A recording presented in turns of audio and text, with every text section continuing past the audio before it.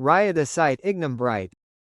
This rock was far harder and more resistant to erosion than the numerous contemporary sedimentary rocks that surrounded it.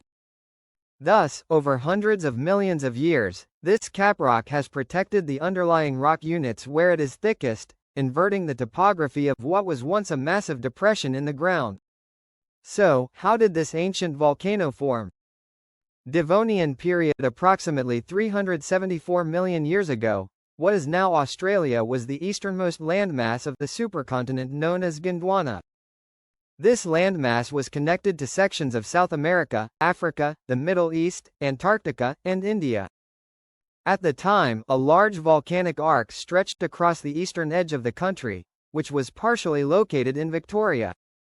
This arc contained numerous stratovolcanoes, but in localized areas where substantially increased partial melting occurred, unusually large volumes of magma were able to rise into the crust.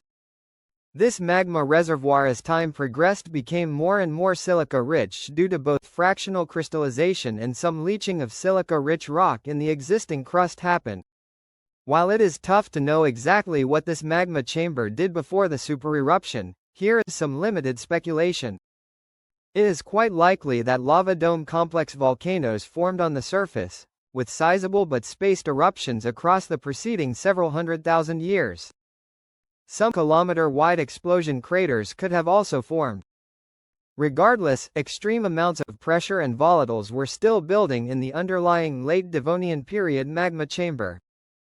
Eventually, this building pressure passed a tipping point, resulting in large volumes of dacite and rhyolitic magma being sent upwards.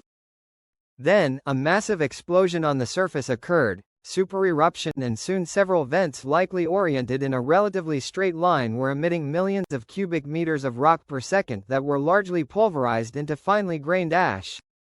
Soon, the eruption column reached an altitude of 50 kilometers or 164,000 feet.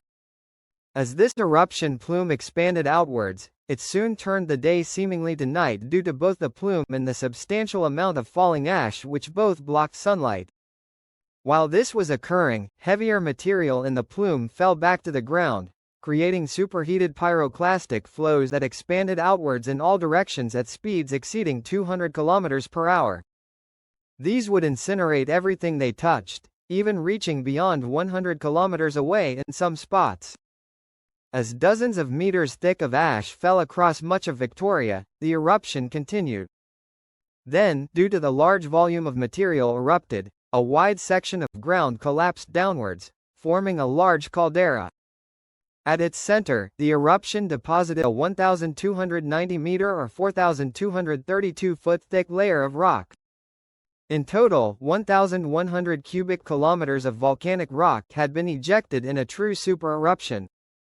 Although no subsequent eruptions occurred from this volcano, volcanic activity continued in Victoria during the remainder of the Devonian period. As a final note, I would like to thank my new YouTube channel member Jim Lockhart for supporting my work.